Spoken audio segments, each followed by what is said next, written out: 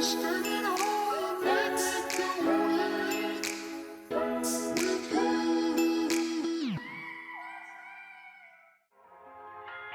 think to myself, what a wonderful world.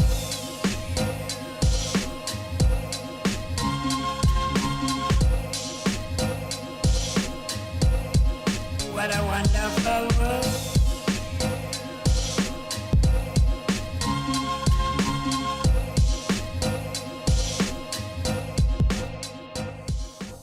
Hallo alle sammen, og velkommen tilbake til en helt ny video her på min kanal. Hvis du ikke har hørt meg før, så heter jeg Tuva, og i dagens video skal jeg vise dere hvordan jeg lager mitt november-setup i bullet journalen min. Denne videoen er ekstremt forsinket, fordi jeg har hatt veldig mye å gjøre med skole denne måneden, men jeg bestemte meg for å poste den nå likevel. Før jeg starter med selve setupet, så har jeg som vanlig tenkt å vise dere hvilke produkter jeg kommer til å bruke i løpet av videoen. Og som dere ser, så kommer jeg til å bruke mine Tombow brush pens, noen svarte penner fra Stettler, metallisk maling fra Van Gogh, og en teip fra Spectrascope. Og her ser dere da hvilke farger og størrelser jeg kommer til å bruke fra hver av pakkene, og jeg kommer også til å bruke en hvit penn og en linjal, sånn som dere ser på skjermen. Her får dere også se en flip-through av oktober før jeg starter på selve setupet. Som dere ser så klarte jeg nesten ikke nå noen av målene mine i oktober, og måneden generelt var heller ikke sånn superbra som dere kan se.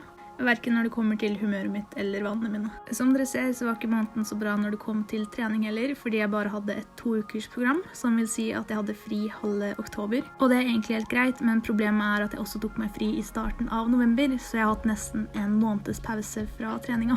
Jeg var heller ikke så flink til å pynte ukesidene mine i oktober, så det er en del blanke flekker på mange av sidene. Men nå kan vi i hvert fall legge oktober bak oss og gå over til november-setupet mitt.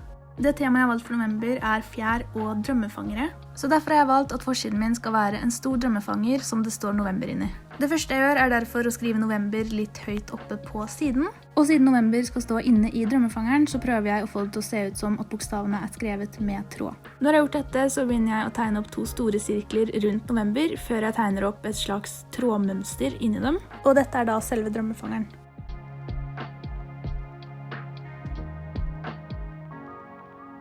Deretter begynner jeg å tegne opp et par fjær som henger ned fra sirkelen. Og som dere kanskje har skjønt, så tar jeg inspirasjon fra det klistremerket jeg har nede i venstre hjørne. For å få litt ekstra detaljer så legger jeg også til et par stjerner litt rundt omkring på siden min. Da er jeg egentlig ferdig med å tegne forsiden min, som vil si at vi kan begynne å fargelegge. Som dere ser så har jeg valgt at selve drømmefangeren skal være rosa. Og jeg beklager at noen av klippene er litt ute av fokus. Jeg er 100% sikker på at jeg fikset fokuset, men det skjedde tydeligvis et eller annet feil likevel. Og det er dessverre ingenting jeg kan gjøre med det nå, så jeg håper det går bra. Som dere ser så har jeg valgt å blande 3 forskjellige farger på hver av fjærene. Jeg er litt usikker på om den fargen jeg valgte egentlig passer sammen, men jeg er fornøyd med resultatet likevel, så det har ikke så mye å si. Jeg bestemmer meg også for å bruke den metalliske malingen min på stjernene, bare for å gi siden en liten ekstra detalj. Og så bruker jeg den hvite pennen min til å lage detaljer på fjærene. Det er vel egentlig som jeg er ferdig med forsiden min, som vil si at vi kan gå over på kalendersidene. Det aller første jeg gjør på denne siden er som vanlig å skrive opp november 2020, før jeg begynner å tegne opp selve kalenderen. Og i denne måneden så har jeg bestemt meg for å lage kalenderen min som en firkantet drømmefanger. Jeg vet ikke egentlig om det eksisterer firkantet drømmefangere, men jeg valgte å lage en likevel. Når jeg er ferdig med hele kalenderen, så tegner jeg opp goalsboxen min, som jeg tegner på litt samme måte som jeg tegner kalenderen. Og som vanlig så er jeg goals innenfor bullet journaling, YouTube, skole og annet, eller generelt, som jeg da har skrevet her. Og etter at jeg har fylt inn både goalsboxen og kalenderen, så begynner jeg å tegne opp et par stjerner og noen fjær, sånn som jeg gjorde på forsiden. Og da kan vi vel egentlig bare begynne å fargelegge. Som dere kanskje har skjønt, så er det meningen at disse strekene rundt kalenderen min skal være tau eller tråder, og derfor fargelegger jeg alle strekene brune. Men utenom det så er det egentlig ikke så veldig mye nytt å si om denne siden, fordi jeg bruker nøyaktig de samme fargene her som det jeg gjorde på forsiden. Og dere ser på skjermen hvilke farger jeg bruker hvor, så jeg føler ikke at det er nødvendig at jeg sitter her og kommenterer det.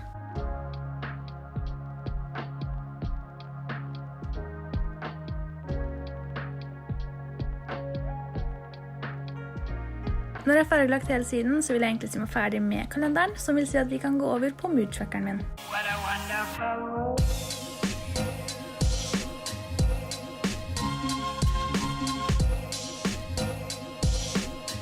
På denne siden velger jeg også at overskriften min skal være laget av tråder eller tau, så derfor skriver jeg Mood Tracker i trådskrift. Jeg har bestemt meg for at Mood Trackeren min skal bestå av 30 fjær som henger ned fra grener. Så det første jeg gjør er altså å tegne opp 4 grener nedover på siden. Og så tegner jeg opp 8 fjær på de 3 øverste grenene og 6 fjær på den siste grenen. Som vanlig så har jeg valgt å tracke moodene glad, sliten, moody, trist, trøtt og helt ok. Og da kan vi vel egentlig bare begynne å fargelegge siden. På denne siden så bruker jeg også mange av de samme fargene som det jeg gjorde på forsiden min og på kalenderen. Og som dere ser så bruker jeg en rosa farge på det jeg kalte for grener. Rett og slett fordi det er meningen at disse grenene skal matche kanten på drømmefangeren. Og siden jeg filmer denne videoen så sent, så har jeg allerede muligheten til å fylle ut 20 av dagene i Mood Trackeren min, som vil si at dere kan se hvordan humøret mitt har vært så langt i november. Og som dere kan se så har jeg ofte vært sliten, rett og slett fordi jeg har hatt en del å gjøre.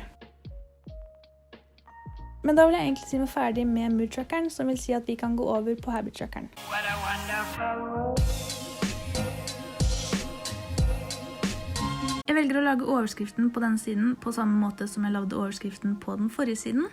Og jeg velger også å bruke samme setupet som jeg har brukt i både september- og oktobervideoen min igjen. Rett og slett fordi jeg liker dette setupet bedre enn det setupet jeg brukte i mine første videoer. Og som vanlig så er de vanlige jeg har tenkt å tracke og drikke vann, gå ut av huset, spille piano, ikke spise godteri, jobbe med skole, trene, nå målet mitt i livesum og snakke med noen. Når jeg er ferdig med å tegne opp hele trackeren, så tegner jeg opp et par fjær nederst på siden, og jeg legger også til en liten drømmefanger fordi jeg hadde ekstra plass. Og da kan jeg vel egentlig bare begynne å fargelegge. På denne siden så bruker jeg nøyaktig de samme fargene som jeg har brukt tidligere igjen.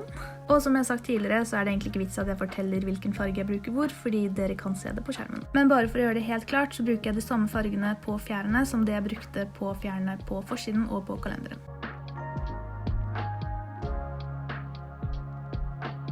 Og nå har jeg også muligheten til å vise dere ordentlig hvordan jeg bruker Habit Trackeren min til vanlig, fordi jeg kan fylle ut 20 dager allerede, slik som på Mood Trackeren. Og det er egentlig ikke noe mer spesielt enn at jeg fargelegger de rutene som jeg har fullført hver dag.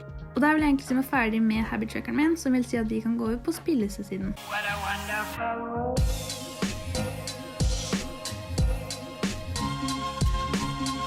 Denne måneden så har jeg valgt å gå litt tilbake til det gamle spillelistesetupet mitt, og det er rett og slett bare fordi jeg ikke hadde nok plass til å bruke 2 sider til spillelisten denne måneden. Men selv om dette er det gamle setupet, så har jeg gjort det om litt grann, fordi hvis dere har sett på mine tidligere videoer, så vet dere at jeg pleide å skrive sangene inn i bokser, men disse boksene har jeg altså gjort om til fjær i denne måneden, fordi temaet mitt tross alt er fjær. Så som dere ser, så har jeg da skrevet opp playlist november øverst, og så tegner jeg opp 10 fjær nedover på siden.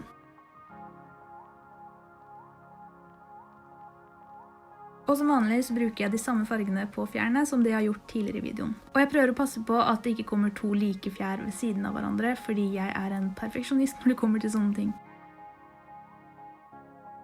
Og der kan vi vel egentlig si oss ferdig med spillelistesiden også, som vil si at vi kan gå over til treningstrackeren. What a wonderful world.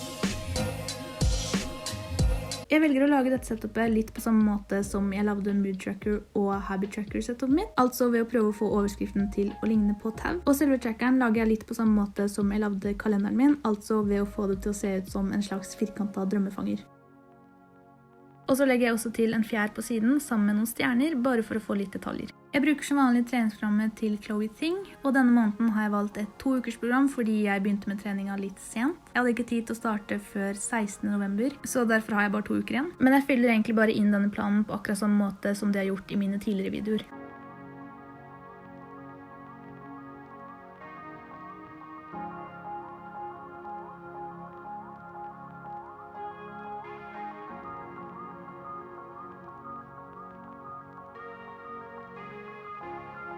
Og da vil jeg egentlig si meg ferdig med treningstrackeren min også, som vil si at vi kan gå over på et helt nytt setup som jeg faktisk aldri har hatt tidligere. What a wonderful world.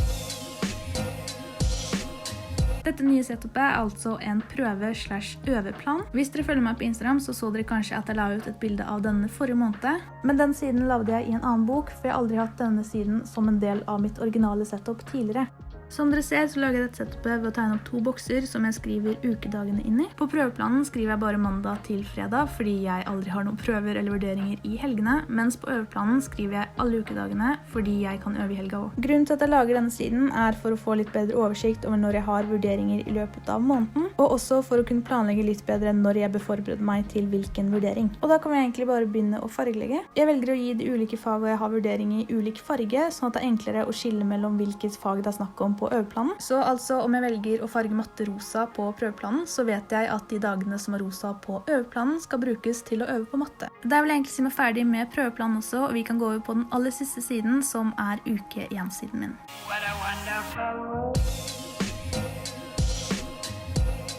På denne siden så har jeg gjort det ganske enkelt ved å bare skrive opp week 1 og tegne en fjær, som jeg da skriver 1. november inn i, fordi uke 1 i november bare består av 1 dag. Og så skriver jeg da søndag 1 under, fordi første dagen i november er en søndag. Resten av ukesidene mine for november er helt like som uke 1, så derfor kommer jeg ikke til å vise dem i denne videoen, og jeg kommer heller ikke til å vise dere goodbye-siden min. Derfor kan vi altså si oss ferdig med setupet allerede nå. What a wonderful world. Tusen takk for at akkurat du så på hele denne videoen. Det betyr utrolig mye for meg at du ser den selv om jeg legger den ut sent. Jeg håper du likte den, og at du har lyst til å kommentere nedenfor om det var noe du synes var bra eller dårlig, og noe jeg kan gjøre bedre, eller et eller annet du vil at jeg skal endre på. Og så håper jeg at du abonnerer på kanalen min om du likte det du så. Jeg har lagt en link til Instagram-brukeren min nede i beskrivelsen hvis du har lyst til å sjekke ut den. Der legger jeg ut bilder av bullet journalen min annenhver dag. Jeg har også linket til spillelisten min på Spotify, der hvor jeg legger inn alle favorittsangene mine som jeg skriver ned i bullet journalen min hver måned. Og du kan også finne en link til treningsprogrammet til Chloe Ting der. Igjen, tusen takk for at du så på denne videoen, og jeg håper at du også har lyst til å se på min neste.